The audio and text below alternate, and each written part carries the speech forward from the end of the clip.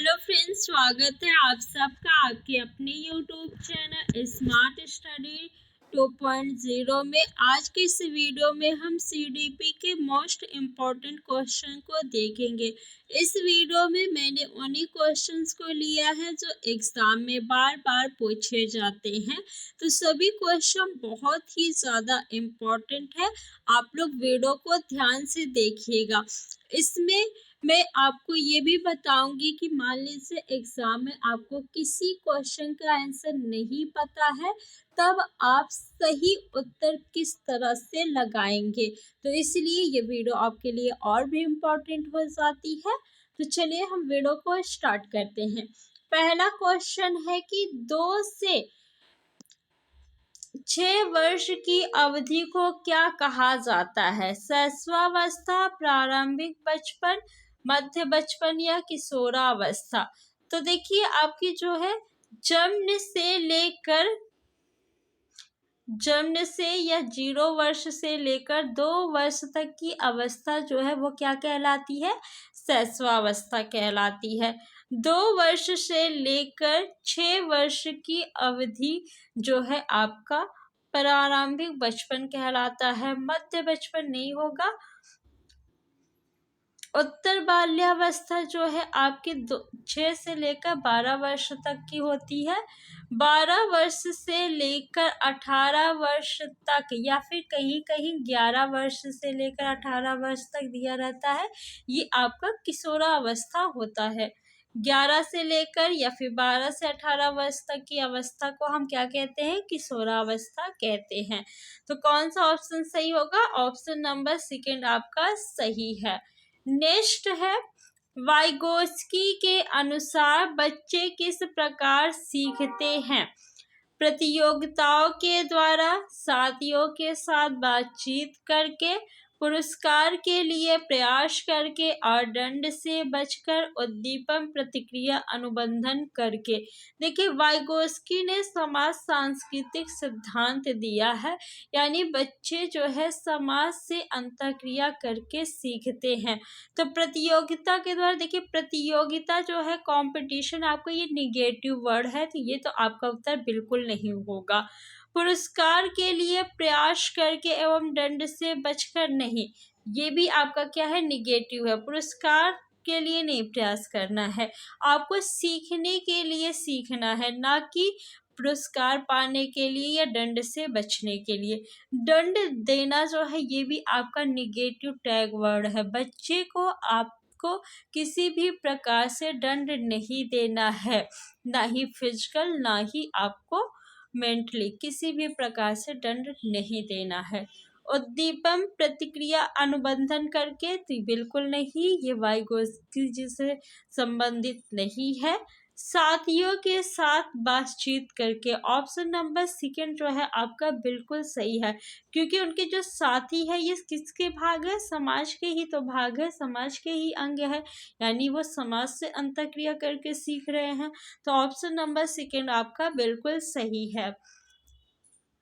एक बाल केंद्रित कक्षा में बच्चे निष्क्रिय नकलची के रूप में देखे जाते हैं, ज्ञान के निर्माण में सक्रिय रूप से लगे हुए हैं, ब्लैक बोर्ड से उत्तरों की प्रतिलिपि बनाने को अग्रसर होते हैं, केवल निष्क्रिय श्रोता होनी चाहिए। देखिए यहाँ पे केवल शब्द क्या है? केवल जो है आपका ये क्या है? निगेटिव वर्ड है। तो जहाँ पे निगेटिव वर्ड आ जाए वो ऑप्शन क्या हो जाएगा? गलत। और निष्क्रिय भी आया है, निष्क्रिय भी क्या है? आपका एक निगेटिव वर्ड है, तो ये ऑप्शन तो आपका गलत हो गया। ब्लैक बोर्ड से उत्तरों की प्रतिलिपि बनाने को अग्रसर होते हैं, यानी नकल करना। प्रतिलिपि बनाना यानी नकल करना, ब्लैक बोर्ड पे जो लिखा हुआ है उसको वो अपनी कॉपी में उतार रहे हैं, नकल कर रहे हैं, तो ये भी क्या है? आपका निगेटिव वर्ड है। क्या है? Negative word. तो ये भी ऑप्शन आपका गलत हो गया है। निष्क्रिय भी क्या है? निगेटिव वर्ड है। नकलची भी क्या है? निगेटिव वर्ड है, तो ये भी आपका ऑप्शन गलत हो गया। कौन सा ऑप्शन सही होगा? ऑप्शन नंबर सेकंड सही होगा। सक्रिय जो है ये क्या है? पॉजिटिव वर्ड है। तो ऑप्शन नंबर सेकंड आपका सही है। एक बाल केंद्रित कक्षा में बच्चे ज्ञान के निर्माण में सक्रिय रूप से लगे हुए हैं। अब देखिए, जिन्हें निगेटिव वर्ड और पॉजिटिव वर्ड पता होगा वो आसानी से इस क्वेश्चन को कर लेंगे। अगर उन्हें उत्तर नहीं भी पता था तो वो कर सकते थे ना निगेटिव वर्ड से। तो इसी तरह अगर आप जब डेली वीडियो देखेंगे तो आपको पता चलेगा कि कौन से वर्ड निगेटिव है और कौन से पॉजिटिव वर्ड है, और ये आपको सीटेट पास करने में बहुत ज़्यादा हेल्प करेंगे। एक शिक्षिका यह धारणा रखती है कि लड़के अधिक बुद्धिमान और जोखिम लेने वाले होते हैं और लड़कियां आज्ञाकारी और ईमानदार होती है और उनके अनुसार व्यवहार करती हैं। यह किसका उदाहरण है? जेंडर पक्षपात। तो ये देखिए लिंग रूढ़िबद्धता का उदाहरण है। तो ऑप्शन नंबर ए आपका बिल्कुल सही है।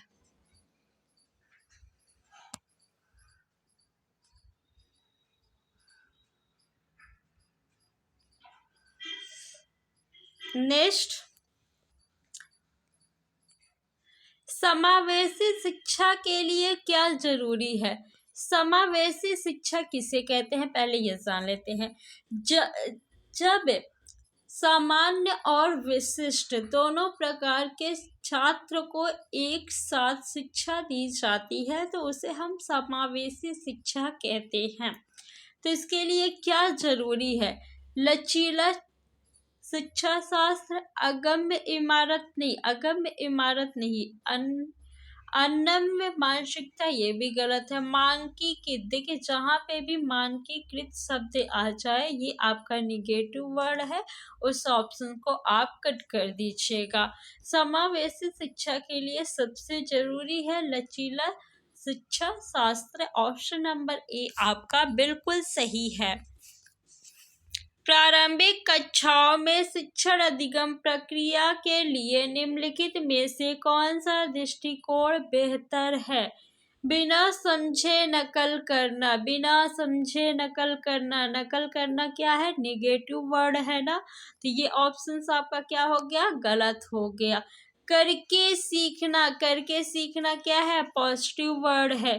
करके सीखना, खोज करना, सक्रिय रूप में सीखना, ये सभी पॉजिटिव वर्ड है। निष्क्रिय रूप से सुनना, निष्क्रिय क्या है? निगेटिव वर्ड है।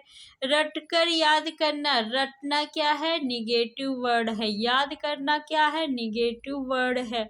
कंठस्थ करना क्या है? ये भी आपका क्या है? निगेटिव वर्ड है कंठस्थ करना। तो कंठस्थ करना भी जहाँ आ जाए आप क्या करेंगे? उसको कट कर देंगे। एक ही आपका पॉजिटिव है, वो है ऑप्शन नंबर सेकंड। तो आपका उत्तर जो है ऑप्शन नंबर सेकंड हो जाएगा। कक्षा की गतिविधियों को सार्थक बनाने के लिए एक शिक्षिका को क्या करना चाहिए? उन्हें असंबंधित खंडों को विभक्त करना, उनके बारे में अस्पष्ट निर्देश देना, उन्हें संदर्भहीन तरीके से प्रस्तुत करना, उन्हें उचित संदर्भ में प्रस्तुत करना। बताइए कौन सा ऑप्शन सही होगा? कक्षा की गतिविधियों को सार्थक बनाने के लिए शिक्षिका को क्या करना चाहिए? उन्हें असंबंधित खंडों में विभाजित करना, बिल्कुल गलत, ये निगेटिव है। उनके बारे में अस्पष्ट निर्देश देना, स्पष्ट होता तो वो आपका पॉजिटिव वर्ड होता। अस्पष्ट निर्देश देना ये भी निगेटिव है। उन्हें संदर्भहीन तरीके प्रस्तुत करना, ये भी गलत है। उन्हें उचित संदर्भ में प्रस्तुत करना, आपका ऑप्शन नंबर 4 जो है वो बिल्कुल सही होगा। राष्ट्रीय शिक्षा नीति 2020 क्या सिफारिश करती है? बहुभाषावाद, एक भाषावाद, पाठ्यक्रम का मानकीकरण, मूल्यांकन का मानकीकरण। मानकीकृत या मानकीकरण, ये दोनों जो है आपके क्या है? निगेटिव वर्ड है। क्या है? निगेटिव वर्ड है। तो ये तो आपका गलत हो जाएगा। एक भाषावाद या बहुभाषावाद, तो राष्ट्रीय शिक्षा नीति 2020 बहुभाषावाद की सिफारिश करती है। ऑप्शन नंबर ए आपका सही है। निम्नलिखित में से कौन सी शैक्षणिक पद्धतियां शिक्षण अधिगम प्रक्रिया में सकारात्मक योगदान नहीं देती है? यानी यहाँ पे देखिए क्वेश्चन में क्या आया है, नहीं शब्द आया है, ये आपका निगेटिव है, यानी क्वेश्चन निगेटिव है। जब क्वेश्चन आपका निगेटिव रहेगा तो आपको निगेटिव वाला ऑप्शन जो है उसी को टिक करना होगा, वही आपका उत्तर होगा। तो देखिए कौन सा ऑप्शन इसमें निगेटिव है। आवश्यकता के अनुसार पाश्चर्य अनुकूलन, ये तो पॉजिटिव है, तो ये आपका उत्तर नहीं होगा। छात्रों के लिए अनुभवात्मक शिक्षा, ये भी आपका पॉजिटिव है, तो ये भी उत्तर नहीं होगा। पाश्चर्य नियोजन में नवाचार, ये भी बिल्कुल पॉजिटिव है, तो ये भी आपका उत्तर नहीं होगा। परीक्षा केंद्रित कठोर शिक्षण रणनीतियां, यहाँ पे देखिए पहली बार परीक्षा केंद्रित कठोर, यहाँ पे कठोर शब्द जो आया है ये निगेटिव है। क्या है? निगेटिव है, तो ये आपका निगेटिव हो गया ना। तो जब क्वेश्चन निगेटिव रहेगा तो निगेटिव वाला ऑप्शन ही आपका उत्तर होगा। तो ऑप्शन नंबर 4 आपका बिल्कुल सही है। एक प्रगतिशील कक्षा में अध्यापक को अटल पाठ्यक्रम का पालन करना चाहिए, विद्यार्थियों में प्रतिस्पर्धा पर बल देना चाहिए, ज्ञान की संरचना के लिए प्रचुर मौके प्रदान करने चाहिए, विद्यार्थियों को उनके अकादमिक अंकों के आधार पर नामांकित करना चाहिए। देखिए विद्यार्थियों को उनके अकादमिक अंकों के आधार पर नामांकित करना, तो ये बिल्कुल गलत है। आपको बच्चों को जो है ना उनके अंक के आधार पे, न जाति ना ही उनके समुदाय या किसी भी प्रकार के आधार पर नामांकित नहीं करना है, यानी उनको अलग समूह में विभाजित नहीं करना है। तो ये तो आपका निगेटिव है, तो ये गलत हो गया। विद्यार्थियों में प्रतिस्पर्धा पर बल देना, देखिए प्रतिस्पर्धा जो है ये क्या है? निगेटिव है। प्रतिस्पर्धा बच्चों में नहीं कराना है, क्योंकि प्रतिस्पर्धा अगर कराएंगे तो बच्चे जीतने के लिए गलत तरीके का उपयोग कर सकते हैं, तो ये भी आपका निगेटिव है, तो गलत हो गया। अध्यापक को अटल पाठ्यक्रम का पालन करना, अटल क्या है? आपका निगेटिव वर्ड है। अटल पाठ्यक्रम का पालन नहीं करना है, तो ये भी आपका गलत हो गया।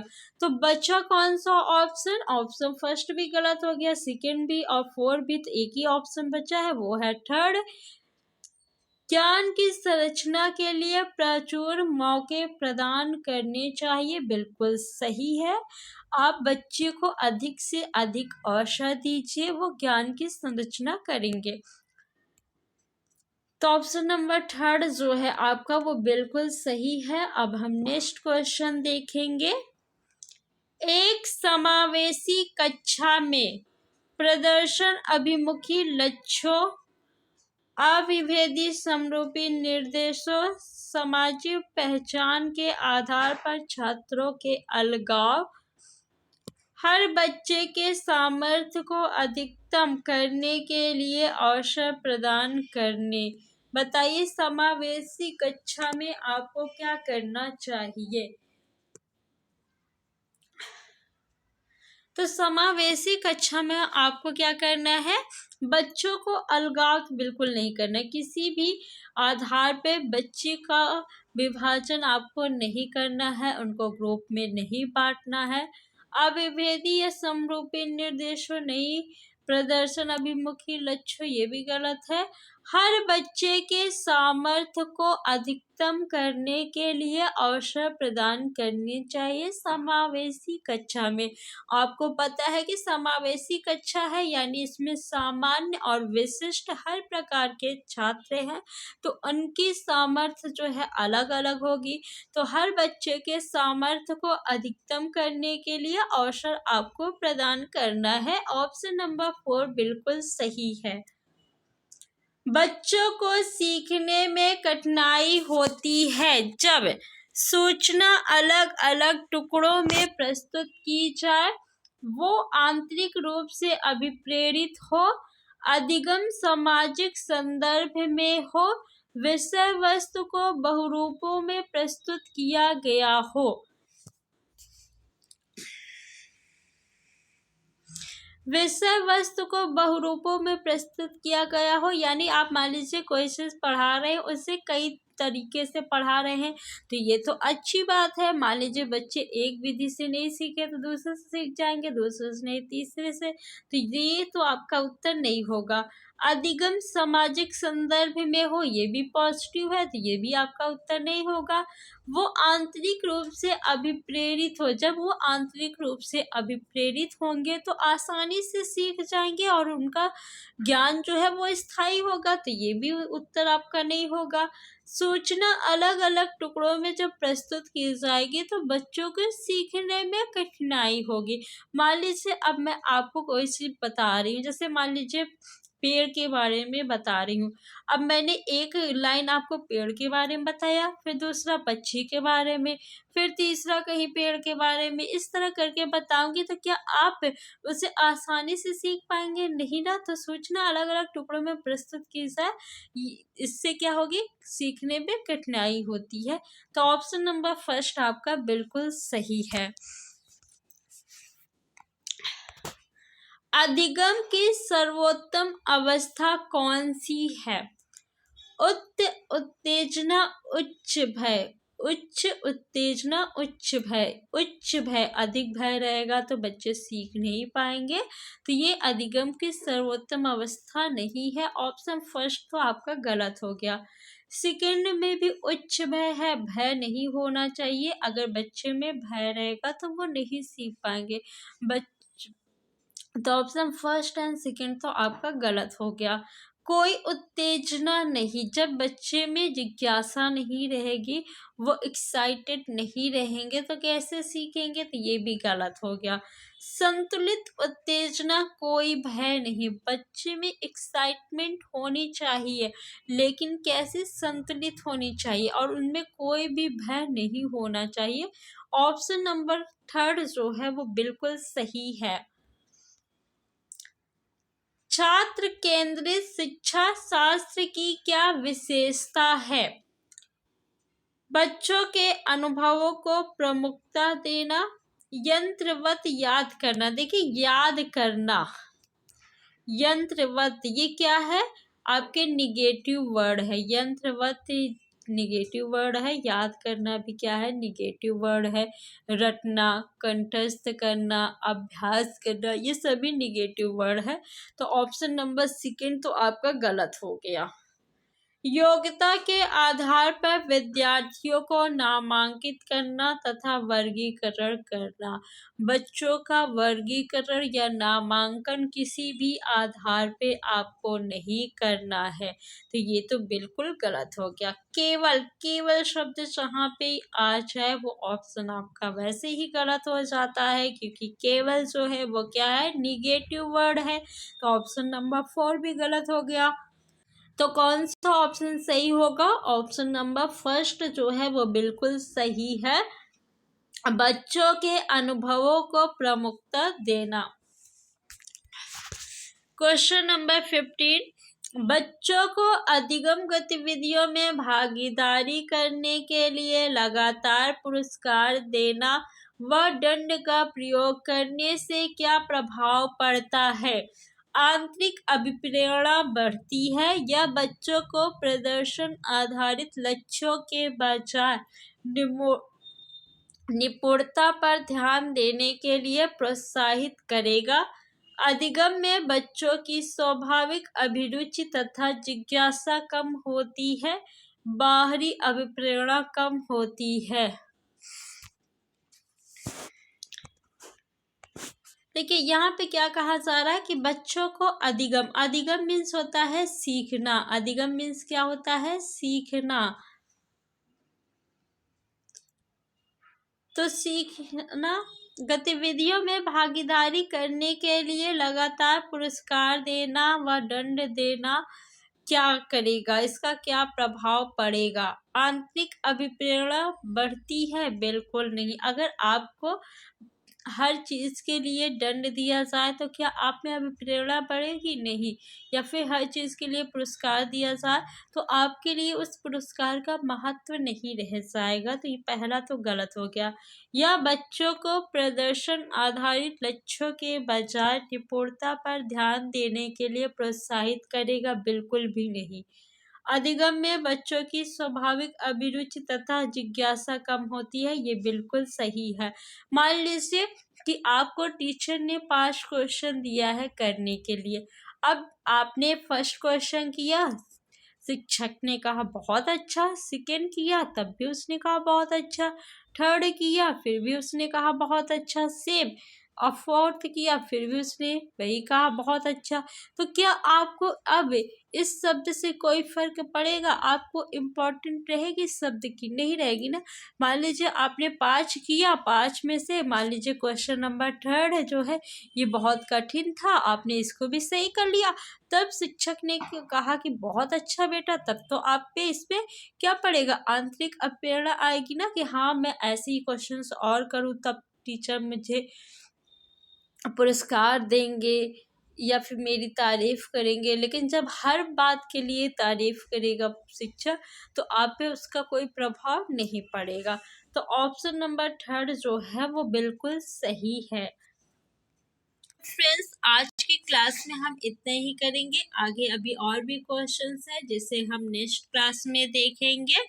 आप लोग इस वीडियो को ज़्यादा से ज़्यादा अपने फ्रेंड्स में शेयर करिए और वीडियो को लाइक करिए।